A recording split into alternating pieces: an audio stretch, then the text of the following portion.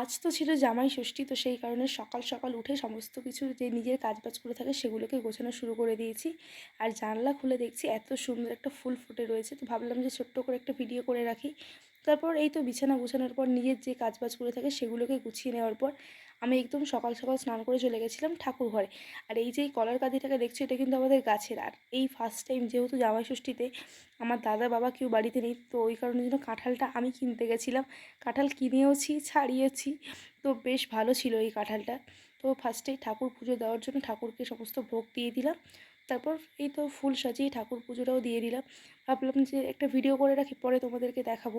তো তারপর এই তো পুজো দেওয়া কমপ্লিট হয়ে গেলে আমাদের বাড়িতে আজকে একটা ড্রাগন ফ্রুট পেকেছিলো, হয়তো ফলটা জানতো যে আজকে জামাই ষষ্ঠী। তারপর এই তো ফলটাকেও কেটে নেবো। আর এই ফলটা না কেমন একটা ডাল থেকে হয়েছে, একটু অন্যরকম টাইপের, তো ফলটাকে কেটে নিলাম। আর এই তো এই ফলগুলোকে এবার সব কাটাকাটি করব। আরও বিভিন্ন ধরনের ফল রয়েছে, সেগুলোকে একটু পরে কাটাকাটি করে তোমাদেরকে দেখাচ্ছি।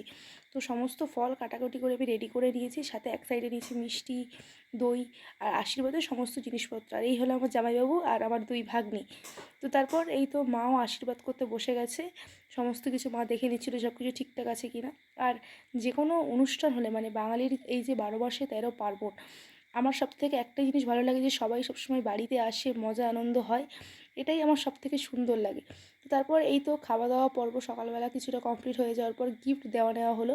পরের পার্টে দেখাচ্ছি যে আমরা দুপুরবেলা কী কী করলাম। আজকের ভিডিওর এইটুকুই, টাটা।